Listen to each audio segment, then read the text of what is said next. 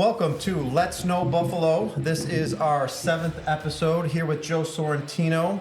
And our guest today is Stewart Fonville from Mobile Ecosteam. How you doing, buddy? Doing great, man. How did I pronounce that? Did I pronounce it okay? You did good. All right. I'll let it slide. You did good. Ecosteam? Mobile Ecosteam. Yep, did I say Echo? You I did. Oh, It's natural. You can't help just it. talked about that. Ridiculous. So, Stuart, why don't you talk a little bit about your company and what you do? Yeah, so I started Mobile Ecosteam in 2014. Literally started out of my wife's car. Everything I have fit in like her back seat. So I had a generator. I didn't know what I was doing. First, I realized I didn't understand how power worked. So I just grabbed a generator, couldn't power a single thing. That first job took me like 8 hours. I'm just like, why would I do this? So yeah, talk about some life lessons in learning on the job, right? Yeah, it was terrible. So sweating profusely, can't get anything to work. Yeah, my customer was cool though, cause she was high the whole time. When I opened up the door, just got blasted with weed. So I had to take her time. I come back to the door. I can already I'm freaking tell out. This we're gonna have fun today on this one. She's like, "Oh, it's been 8 hours, whatever." Keep going. I'm like, sweet. But she didn't even know it took 8 hours. Yeah, she no thought idea. it took 20 minutes. Right. That's quick. But yeah, so we started there, and so we started mobile car cleaning. So that's how we started. So so now I've got vans that go to clients' homes. We go to dealerships. We have commercial work, fleets, all that stuff, and we also have a detail shop as well. So we focus on really production detail. So interior, exterior work, a lot of fancy stuff you could do with detail, but we just keep it simple. We get your car, go from looking dirty to clean. And we just do that, and we love it. Sometimes it's the simplest things, right? Like it's just how well you do it and how well you perform and grow your business, right? Like it could be this. We're not reinventing the wheel all the time, but if you do something well, it can grow. Yeah, exactly. And people love the service. It's super convenient. We go right to someone's house with their job. I love it when our clients come out in their pajamas. You know what I mean? That's just the convenience of it. No one likes to get their car clean because for me, it's babysitter, all that stuff takes time. I'm busy at work. I need to take it and drop it off. I need somebody to pick me up and take me back to my house. Like it's so that on-site service that's huge. Yeah, and it's been great for us. So we found a niche. When I started, there was no one doing it. There might have been one guy doing it, and then I'm not saying we just paved the way, but now freaking everyone and their mom is cleaning cars, and I see the vans, and every time I see a guy do a mobile, I pull up on them, and I take pictures with them and stuff like that. It's been awesome, man. We've had people steal our ads, copy our website, all that stuff. I love it. So is there more of the competition, or is there some camaraderie with it, right? Like, there's some. I have a small group of guys who do mobile, Joe Johnson, Kenny Brown. These are guys who I trust. I send them work because sometimes we get super swamped and we just can't take any clients. Sure. So it's easier to call another mobile guy that I trust, or who can do things that we can't do. So you got to have that. But everyone else, I don't even see them as competition. I just look at them all as just one big bubble of people that take money from us. You know what I mean? They take clients. I don't look at them individually. It's hard. When you see another company opening up or you see competition doing the same thing you're doing, you're right. They are taking money out of your pocket, right? Like, essentially. And you start to think about that, and it's like, okay, well, you're taking food off my table and money out of my pocket, and I have kids and a family and mortgage. Like, that can be tough, right? Yeah. I mean, we've had that conversation because Joe and I are both real estate agents, and we're in sales, and there's 4,000 plus real estate agents locally. So it's like, it's like, well, is there competition? Well, yeah, there's competition, but we also have to work together sometimes to get a deal done. And the better the relationship you have on the other side, the easier the transaction's going to be. Really, out of the 4,000, you're really only competing with 40. What is it's always the top Honestly, 1%. there's probably like 250 that really make a good living doing it. The rest of it's like part-time, a couple here and there, but they're still taken from the pot, right? And now that the market's changed a little bit. And sometimes the people who don't do a lot, those are the ones that take up the market share because everyone knows a realtor. So it might be like, oh, well, I was going to call you, Kevin, but my aunt just got her real estate license, so I'm going to use her instead. Sometimes that can, we're getting off on a tangent, but that if they don't do a good job because they're not a seasoned professional or they're not practicing as much as they should. She walks in makes and us this look is a bad. house. Kevin will get the call 3 years later when that house is falling apart, and they're like, I should have called you. And then you're like, yeah, great. You know how many times we get the call, oh, I took it to another guy. There's still stains in my seat. They did terrible. And I'm like, I'm sorry, I got to hit you full price. But and then so they come to us to fix it. So, Sure. So, Right. That's got to be a totally nice feeling, right? Oh, yeah. Always. I think something that I always love to see on your social media is when you're live from One Bill's Drive. That's always going in there, and I'm like looking at the cars you're detailing. I'm like, whose is whose, right? Like, right. I mean, what are some of the cars that you've been able to work on and work with over there? Yeah, so I mean, we see everything over. Hey, you don't have to Stadium, name any names. So, no, I won't. I'll get in trouble. I've already got in trouble for naming names, so I can't. They want their royalties. Huh? I got that call. Hey, come, we need to talk to you. Bill's Media. We need to have a conversation. Really? Oh, I'm dead serious. So I don't even announce that I'm there. All right, so we don't have to go into this if you don't want to. No, I will, because it's still a great story. A testament to just, I guess, really perseverance. So when I started, I made a list of all the things I wanted to do. So this is back in 2014. I'm like, okay, I want to clean all the police cars in Buffalo. I don't know why. That was just a list. I figured if I was friendly with them, they'd be cool with me. Yep. So I figured, get some good karma out there. I want to have I wanted to clean for the hospitals, and I wanted to clean for the Bills on site. So first Bill player I cleaned for, Nikel Roby Coleman, a good friend of mine. He introduced me, set me up, cleaned his car. It was awesome. You said what? Was he local? Nikel Roby? Yeah. No, he's from Florida. Okay. Yeah, he's a Bill, but he's from Florida. I was thinking he went to UB, but I must be thinking. No. He didn't go to UB. Sorry. So that was the first one. He gave my number to Stefan Gilmore, which to this day is still the weirdest exchange I've ever had with probably a human. But that was a weird. Maybe we can go into that after the now pod. I'm curious. It was just, especially since it was just you better weird. be careful because he's coming to town with Dallas this weekend. He might hunt you down. I'm okay with that. but man, so here's the thing. I'm in Chipotle, and this is probably one of the coolest moments of my life at the time. I'm in Chipotle, I'm ordering. All of a sudden, someone just hits me in the arm. And I'm like, who the heck is this? I turn, it's freaking Gilmore. He's like, what's up, Stu? And I'm like, yo, he's recognizing me. I'm like, that's dope. And I'm like, dude, you got to get me in the stadium, man. And this is back when I was cleaning out of my Dodge Nitro. So I still don't have a van. I don't have a shop. I don't have nothing. I have a Dodge Nitro that smells like gasoline all the time because my generator's in there. You'll freaking get a concussion getting in my car. And no one wanted to ride with me. But I'm like, you got to get me in the stadium. He's like, man, I got you. 2 days later, from when I saw him, he leaves. And I think he went to the Patriots after that. Yeah. I think I texted him after that. He never texted me back. So I was like, oh, shoot, it's over. So this was in 2016 or 17, whenever. Years go by.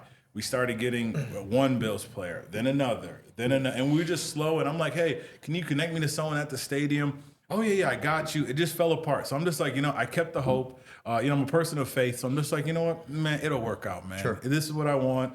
I believe for it, it'll happen. And then one day I got a text. I'm trying to shorten this whole 8-year process. That's okay. One day I get a text from Harrison Phillips. He was a D tackle. Yep. He was like, Minnesota now. Josh needs a detail. I gave him your number.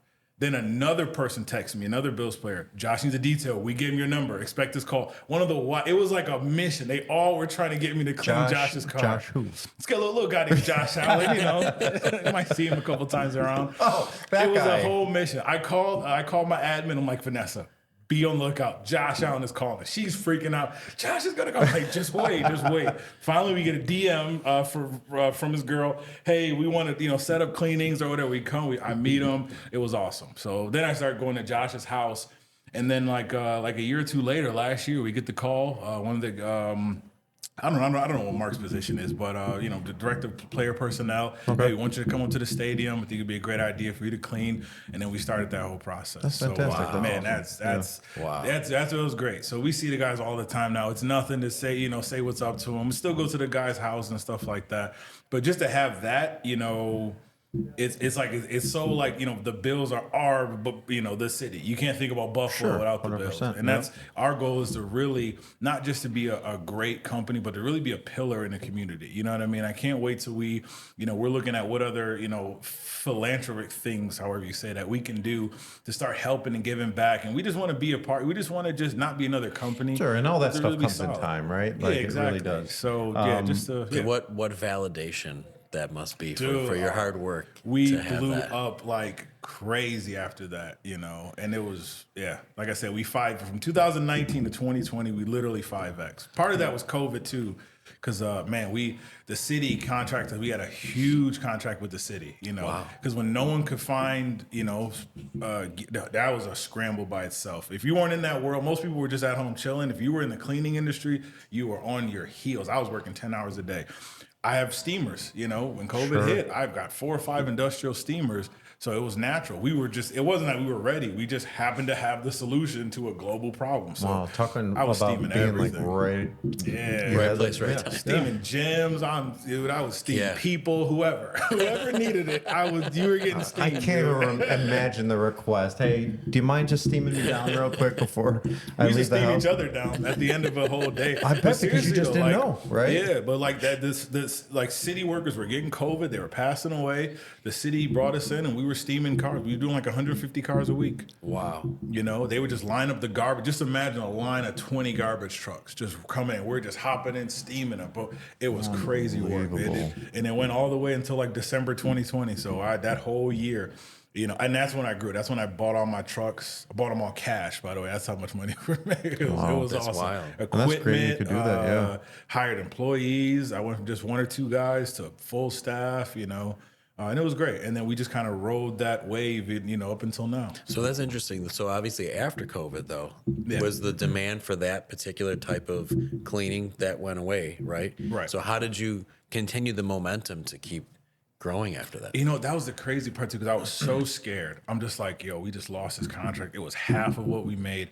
How are we going to survive? And I think, as an entrepreneur, I always tell people, you really got to outthink your situations. If you want to be a good entrepreneur, you got to have a good imagination.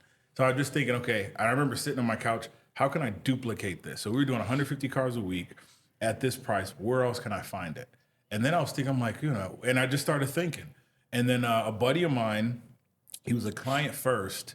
He worked in the casinos. He built games. He's a great client. Me and him became good friends. When COVID hit, the casinos were shut down. He wasn't working at the time. So he said, hey, if you need a sales guy, older guy, like probably 60 or whatever, he was just like, I just need something to do. I don't have anything to do.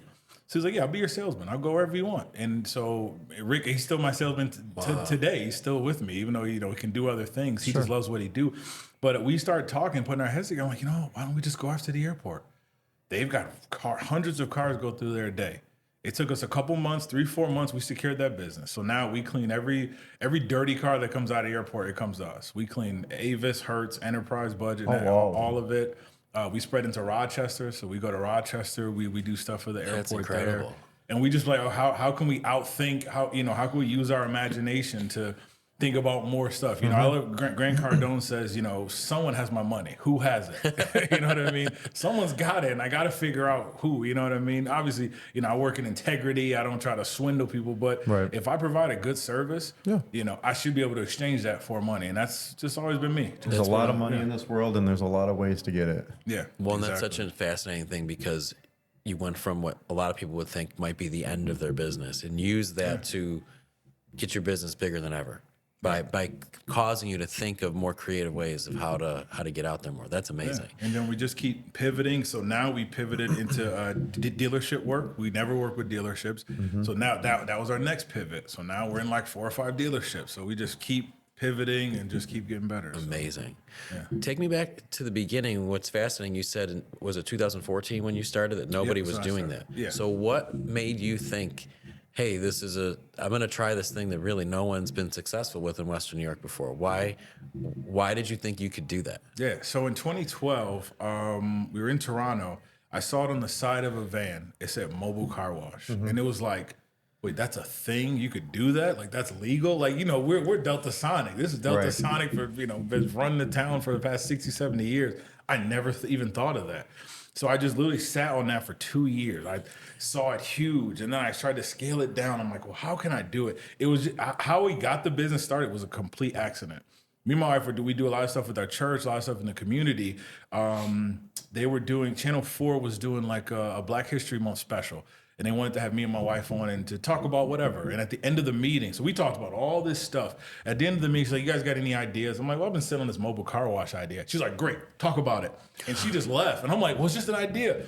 And so Oh my God. this was February 2nd. We went to on air like February 26th or something like that. In that 20 days, I got the LLC going, the website. I bought equipment. I bought everything, the phone number. I built the worst website you've ever seen in your life. I had it all ready so that when we went on the air, and that's all we talked about. And then she's texting me like, send us pictures of your company. I'm like, it's just an idea. I washed my mother's car. I did it before and after. I sent the picture. I washed my cousin. I started washing family's car. I'm like, I just need some before and after pictures, and I just needed that push, man. That was literally it, So were you working full time what were you doing? I was working at a bank. Okay. Yeah, I started. Not in the detail business. Not in detail. I've never professionally detailed until I started. This is nuts. Detail. That's why I'm like, how This did I is make insane. it? I was the first year. I was so terrible. We had 65 clients our first year. But being on the news helped us like crazy because people said, "Oh, I remember free I heard about you." right? Yeah. Like While we were on the air, my advertising. phone was vibrating. People were calling in, and I'm just like, "Wow!" And yeah, I joked with this with another guest. I'm like, all right, well, you had a typed out business plan, right? And again, another example of absolutely not. Yeah, so many people, it's an accident, but there's an opportunity there and someone takes advantage of it. And so to the idea that you did that in a 20-day period, you've never cleaned cars before. you know, I just got married. I'm on the couch. There's pictures of it. I'll show you. I'm just sitting on the couch making a website, and just figuring it out as I go on, man. And how we even got to this point. Those first couple of years, I just was learning on the go. I connected with the guy. I don't want to say his name because he could have been kind of sketchy. I don't want his people to find me. But connected with a guy. He had a bunch of cars, classic cars. This is how I knew he was a little sketchy. He had a little badge. They give you a little state trooper badge in his wallet. I'm like, oh, you're a cop. All his friends started laughing. I'm just like, oh, no, I don't like that laugh. But I remember the first time I cleaned the car for him, he broke out like a $10,000 watch, cracked it, and here you go. But he was so critical. I mean, white glove. He helped me set my standard. This was in 2014, 15. I connected with this guy, and I met him just by, as I said, man, like I said, person of faith. I believe in God. Sure. I believe, man, God will go before me, make a path for me. And that's how I met this guy by complete. Actually, I'll tell you how I met the guy. I went, there was an audio speaker store on Niagara Falls Boulevard. They have like little MG little stickers that used to be on all the cars. Yeah. I went there. I talked to the owner. I forgot his name. It might have been Ryan or something. I forgot the guy's name. I was telling him, hey, I detail cars. If you need somebody, he was like, all right. He said, he was like, because it was just me and him talking. He was like, hey, do you need your car done? And I'm like, who are you talking to? I turn around, the guy standing right there. He said his name. Like I said, I didn't want to say his name. He was like, yeah, I got cars that need to be cleaned. They were friends. And that's how I got connected with him.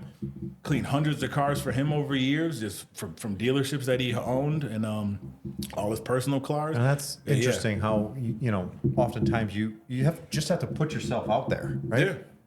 And just ask for business. And I think you do a great job of that, right? Like you knew you wanted to detail the bills and the police and all. And if you never asked, what was the answer? It's going to be gotta no. have a vision, and I learned that early. Like, Sure. Having a vision, you got to see it before it happens. You got to believe it before it happens. How did you know to do that? Because, honestly, I feel like you're the only person we've talked to so far that actually wrote out, clear goals in the very infancy of your idea. So what happened? Did anyone teach you that as a child? How did you know, okay, I got to write out my plan here? Yeah. Well, a few things on that. So I can even take it back to how I even became an entrepreneur, how the idea floated around. Please do. So you guys are familiar with the, Fresh Prince of Bel-Air. Yep. So I like to say I'm the Fresh Prince of Lansing. Because when I was 13, I was getting into trouble, summer school. I was just... Are you going to sing for us now? Maybe. Sing. Or you might get slapped, depending on how I feel. But, so I was in trouble, and my mother, she would send me to Lansing to go stay with my cousin every summer. Successful guy, owned a trucking company. I mean, I grew up on the east side of Buffalo near the Langfield Project. So I go to Lansing. This guy has a freaking mansion, car, whatever, both. He's got a front pond, a pond in the back. Ceiling looked like it went to the sky. And it's just a life that I never experienced before. Right. You know, we're out to eat every day. I'm not talking about every day. All right, let's go hop in the car. And it's just a different life. I had a beautiful family. And I spent my summers on him. So I was working in the trucks one-on-one with him. So I'm seeing him taking calls, dealing with employees. I'm helping him out. I'm, unloading thousands of boxes out of semi trucks. But I did that for 4 or 5 years, and I just got to watch it firsthand. I saw how he ran his business, That's and incredible. and I learned a lot of those things from him. You know, So many people don't get to see that. Like that's on the job training. You're duplicating habits and patterns of what somebody else who was successful was already doing. And I say this quite often is when I started my business in my 20s, as an entrepreneur, I tended to surround myself or almost be accepted into the group of other entrepreneurs and networked with guys in their 30s and 40s and even 50s. When I was late 28, I was going on golf trips with guys who were successful business owners in their 50s. And believe it or not, like even though I was an immature 20-something-year-old, I was able to connect and communicate on the level with a 50-year-old entrepreneur because they owned a business. But those were the people that I wanted to be like. And they showed me and told me and talked about how to run a business. Yeah. And to this day, I think it was so crucial in just understanding how to run a business and how to treat people and how to treat your employees. They helped me take that to the next level, even though they didn't know they were doing that, just by watching how they carried themselves and how they answered their phone calls and how they took care of their clients and their friends and their family. I also think just seeing success, like if you don't see it, it's so hard to imagine like what's possible. So like what's very interesting that you had that opportunity to go stay there and see somebody doing it. So if you didn't see that firsthand, do you think you would How have would been you able even to know to replicate that or duplicate that? Or where would you just wouldn't be able to learn that? And me and him talk now. He's a diehard Steelers fan. So last year he came out when the Bills beat the Steelers. So that was we talk junk constantly. But he's my cousin. But I didn't know at the time he was my mentor. I had no idea, and he didn't even understand. He was just living his life. Mentor was, right? Just sitting with my cousin. And I learned so much. And he said, because I was on another podcast, I shared this story, and I love listening. He's like, I didn't even know I had that impact on your life. I was just living my life, And one of the things that I not live by, but I understand to make me always a seeker of knowledge is you don't know what you don't know, and you don't know that you don't know it. Yeah. Right. And it's dangerous because it's like you said, if I would have never had that experience, where else would I have gotten that information? Right. I grew up, me, my mom, and my grandfather. My grandfather was 90 years old from the time I was born until he died. He was older. Right. I wouldn't have had anyone else in my life to share that. So I'm beyond grateful to him. But it just expanded my mind. Your mind is like an old pair of drawers. Once it gets expanded, it's not going back. Yeah, and I think that continue to surround yourself with like-minded people, right? And I think that Stewart, you come to my poker night. I do a poker night Thursday nights a couple times a month, and when you can get there. But the guys that are sitting around the table, we're playing cards and enjoying each other's companies, but we're also networking and talking business. Yeah. And it's amazing how oftentimes new people come into the mix and play in the game, and then they leave with like 6 or 7 new contacts, and then we're messaging each other outside. But for me, it's almost like a therapy session, right? Where I'm sitting down with other entrepreneurs and other business owners and people that are just like me. We're similar in age, we're like-minded, we've got families, we run businesses, and we talk about our problems. And how can I help you and you help me? You gotta have that. Because you're still learning. And I think when I first got into real estate, Joe was a sounding board for me. We didn't work for the same brokerage. And how often would I call you like, Joe, I trust you wholeheartedly, right? Like, how do you handle this situation? How do you handle that situation? What do I need to do here? And he was a great sounding board for me. And going back to the fact that you started having a mentor as a child, that's just fascinating to me too. You said you grew up in the east side of Buffalo. Yeah. You think that's one of the things with a community like that there's a lot of kids, they don't have somebody that they can be like, oh, he can do that, so I can do that. Yeah. Right? And that's tough, man. That's so tough. And that's all I try to be is, be an example to all like my little cousins, my brothers, and just so you can have success. You know what I mean? And I could, dude, I could have every excuse in the book. I could say, single mom household, black, I dropped out of college. I could have every excuse, but I never let any of those things that could be something that hold me back, I never use those excuses. I use it as a reason to flourish. You know what I mean? And if you did use those as excuses, you wouldn't be where you are today, right? Like, exactly. I just think that the world that we live in, well, again, we live in the greatest country with the best opportunities. Oh, yeah. And when people don't understand the opportunity and the ability to just go out and do whatever you want and make money.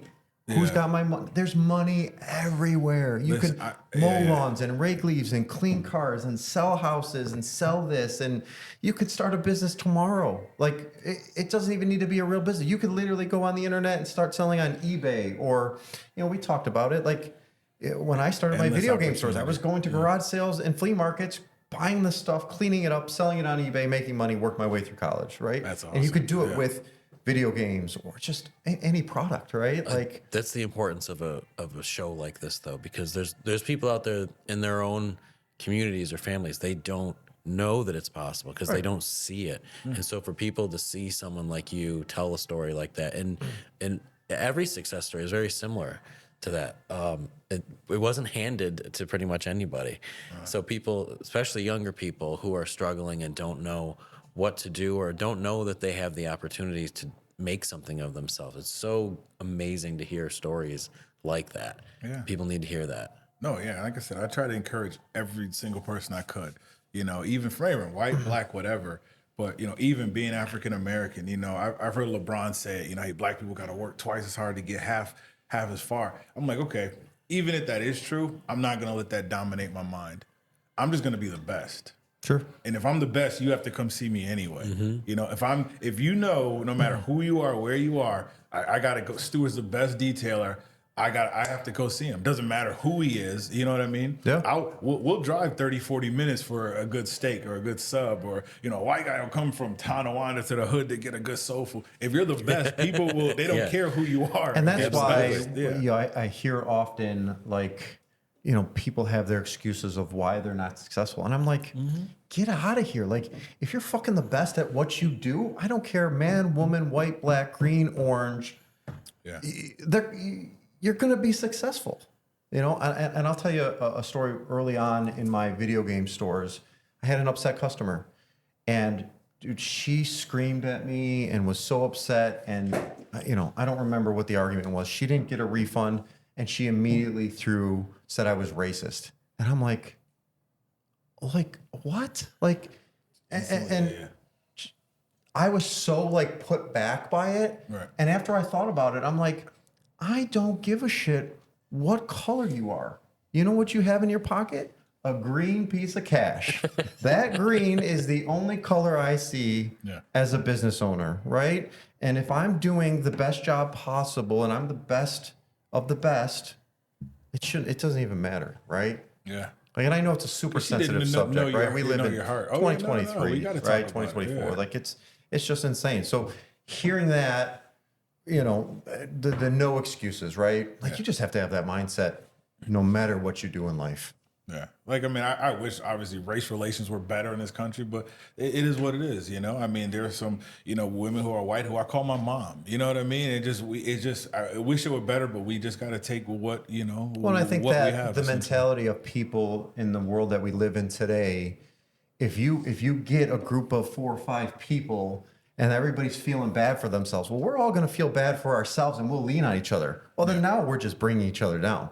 But in the same sense, when I get 4 or 5 guys or successful people around me and we're bringing each other up, right? We're talking business and we're networking and we're helping each other out.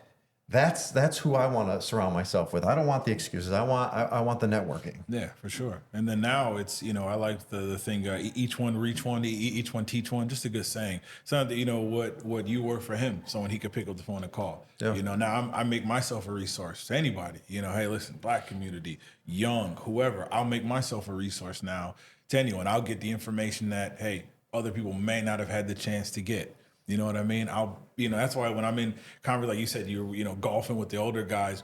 Any time I'm around someone with any type of experience, man, I'm listening. Yeah. A good entrepreneur is a good listener. Well, that's the one thing that I learned. Like when I was young, it was just like, shut the fuck up and listen, right? Like just don't talk, right? They don't care about right. Like I don't have enough input here. Like I'm here to like learn, and sometimes you have to understand where you are in the food chain, right? Like. Me absorbing this information, like that's what I need to do is I need to be quiet. I need to listen. I need to learn. There'll be a time and a place where somebody, when I start my own podcast, that some people want to hear me talk. Well, I think that's such a good point that the best entrepreneurs are good listeners. And really, I find the most successful people, they're less judgmental to other people in their respective industries. They look at them and like, well, hey, you're the best at what you do. Like I don't know how to detail cars. I'm not going to tell you how to do your job. And that's something I think it is a common trait with entrepreneurs as well, because they're just less critical of other business owners because they know what they go through. And we know like, well, I'm the best at what I do. You're the best at what you do. I'm not gonna criticize you, but I can learn something from you. Right. We understand. I have mercy for other. If I go to a restaurant and my food's a little cold, I don't freak out because I understand. Man, this guy's dealing with payroll. He's dealing with all this stuff. Okay, whatever. I got a little cold steak. I'll be all right. Right. Or someone like yelling at the waitress like it's her fault. Like she's not the one that's backed up in the kitchen. She's not the one that cooked it wrong. Like what? There's so many different layers to this, but we can see that. Some people can't see that. Right. No, I have mercy on a lot more companies and businesses, and except for like the big chain McDonald's or something like that. But like a little small business, I'm like, right? I understand. Yeah.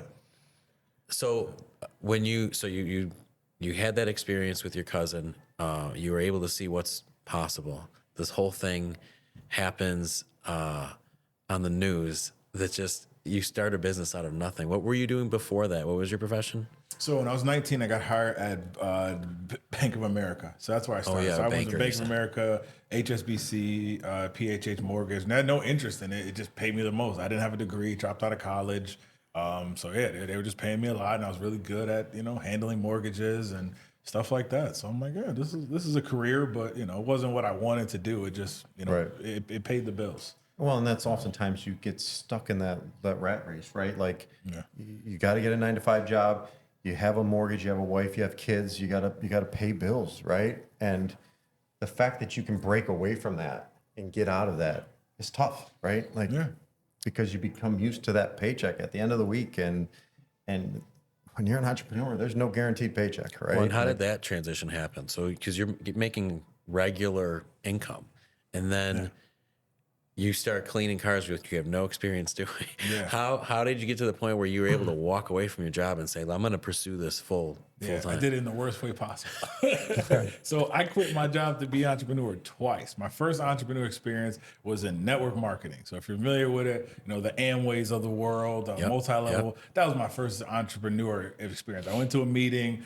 Guy up there said you can make a bunch of money. Sign me up. Me and my friend, we locked arms. We did it. We hustled our butts off, made no money, but we learned. And it's the first time I read a book cover to cover. Dude, I had a similar experience. I was in a network marketing company, and I'll tell people, it taught me how to learn.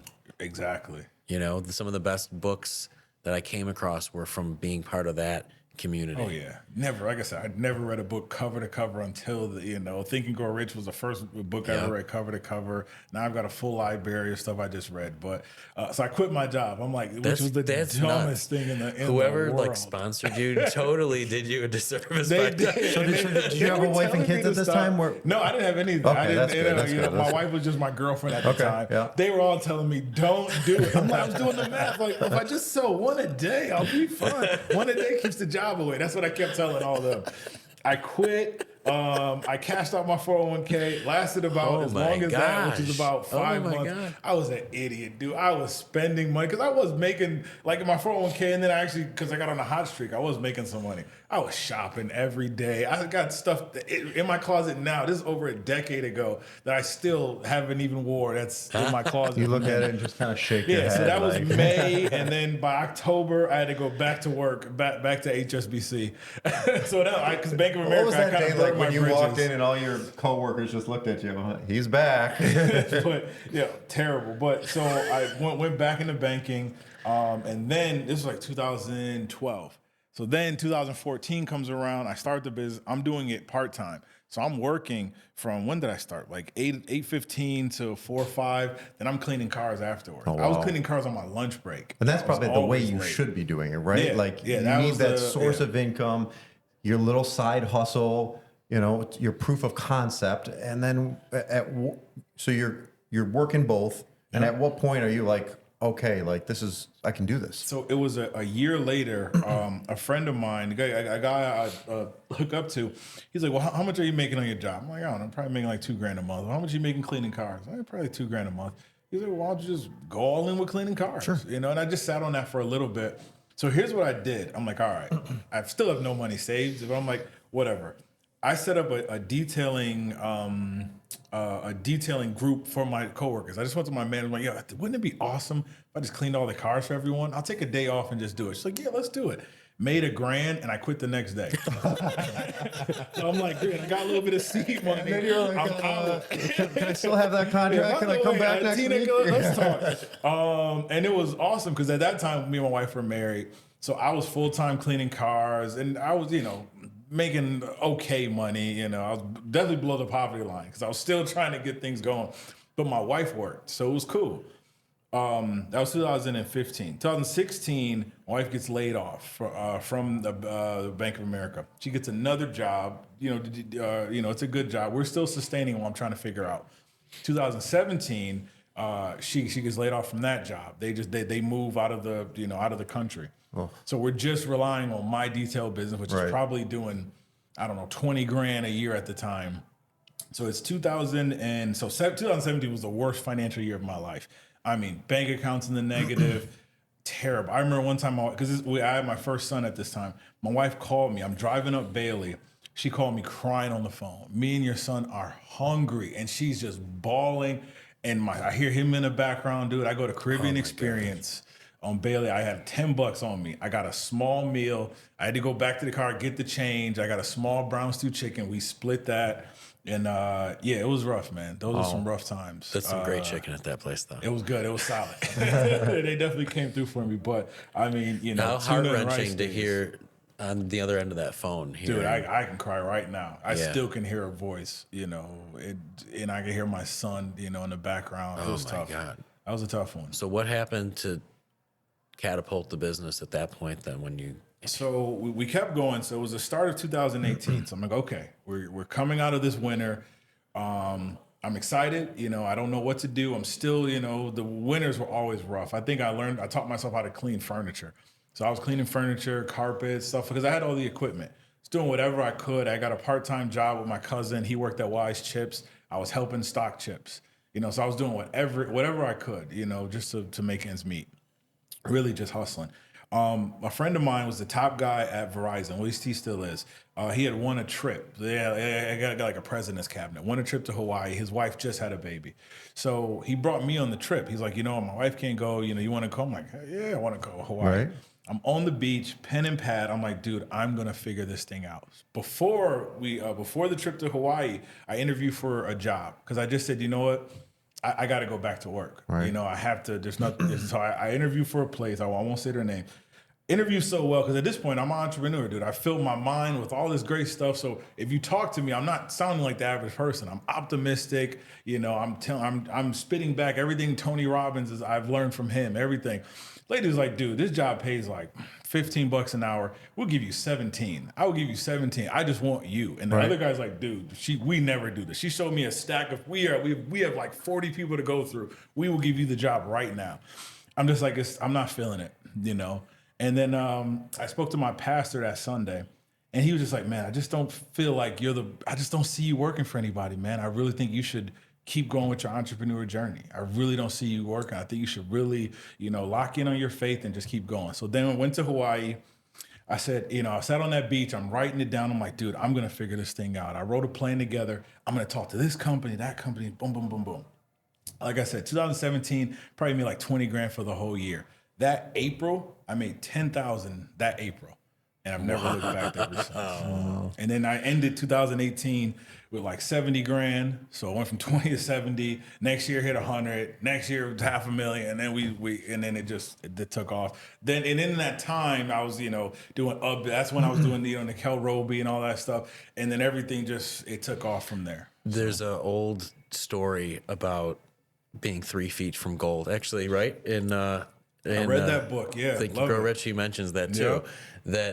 And I had a similar thing in my life too, where like I'm at the point I'm just about to quit, and you don't know like if you just kept going, you're right there, and just how crazy that would have been if you didn't just keep going right then. Yeah, I would have never known. And then we hit a grant. So 43 North, if you ever heard the business company 40 North, they created like a small business version. So it's called Ignite Buffalo. They only did it for 1 year. And it was like 500 something people applied. I was a finalist for, I think it was top 20 people. Yeah. So I didn't get to like the half of 100 grand or whatever, but I got 25 grand. And it was that September. So like I said, April 2018 is when I hit 10 grand. That September, they gave me a $25,000 grant. That's when I bought all top of the line equipment. I bought a steamer, I bought all this nice equipment. And then that just helped. It's amazing how that seed just kind of like. I didn't take it and freaking buy a Louis or whatever. Some people, I took that thing to work. Right back into business. Right back into the business. We were living at my mother's house because I couldn't afford to stay at our apartment. So we had to go back to my mom's house. So I did it all, everything there. I just hustled, man. Moving forward now, you seem to you're doing very well. What are your future goals? What does your business look like going into 2024, 2025? What sort of goals do you have for the business? You talk about growing into Rochester. Are you going into other cities, other states? What's on the plan? So this year, I was going to say last year. So this year we started in Rochester. Once again, dude, if I could write a book on my life, it's faith. It's faith and just, I don't believe in coincidences, but we had an opportunity, a mobile car wash in Rochester. They were kind of shutting their doors, but they didn't want to shut all the way. They couldn't keep employees. I befriended the owner. So he just called me one day and I'm just like, man, I really want to get into Rochester. And like one Sunday, I'm sitting in the rocking chair, because we rock the kids to sleep. I'm just sitting there freaking thinking. And then he calls me. He's like, what do you think about this? We have work. We don't want to lose it. What if we just subcontract it to you guys? I'm like, sweet. I was like, already thinking about this. So we start going to Rochester. We started doing 17, 20 customers a week. Wow. So first I was going out, then employees are going out just to test the market. And I'm like, okay, it's a new city. I've always avoided it because one of my mentors says, everyone wants to go to Rochester. Everyone in Buffalo wants to build up their business. Oh, let me take it to Rochester. Sure. He's like, and they screws up the whole thing. I'll tell you, I've seen guys with successful businesses in Buffalo open up in Rochester, and they can't be in both places at one time. So it's tough, right? Like, it may be only an hour away, but it's a lifetime away when you're not at your location. Yeah, and we had like a backdoor way of going there because wasn't marketing. They did all the marketing. They had great reviews. We were going under their name. So now I'm like, okay, this year I think we're going to try it ourselves. I'm going to, put a plan together. And if I can't make it work, then I won't. I'm not going to force it at all. Sure. But we're still doing, commercial work out there. There's dealerships out there. We have a system for how we do it. And I'm like, okay, just take that. If I get the commercial work, then the residential work will be easier because we have a core. Then I could hire people in Rochester because I got consistent work for them. So just the same thing I've always done, man. Just thinking outside of the box, using my brain. I'm thinking about, okay, well, how can I be the liaison between people who need their car washed and the detailer? So now I'm thinking about a national plan that I'm writing. Okay, how could I, so I'm scaling that way. And that's the one thing I missed. And I told my mastermind group, this year I felt like I got exposed a little bit. It was a tough year this year, because we're growing, but some of the systems that a business would need to have in place, I didn't. Right. Because I was just going off of our name. Yeah. Like I don't have to market until it gets cold. I don't even have to touch Facebook or any ad because we would be booked up a month. I don't know if it was the economy, but this year, man, it was tight. And we still made money though, but right, the economy, I think. Yeah.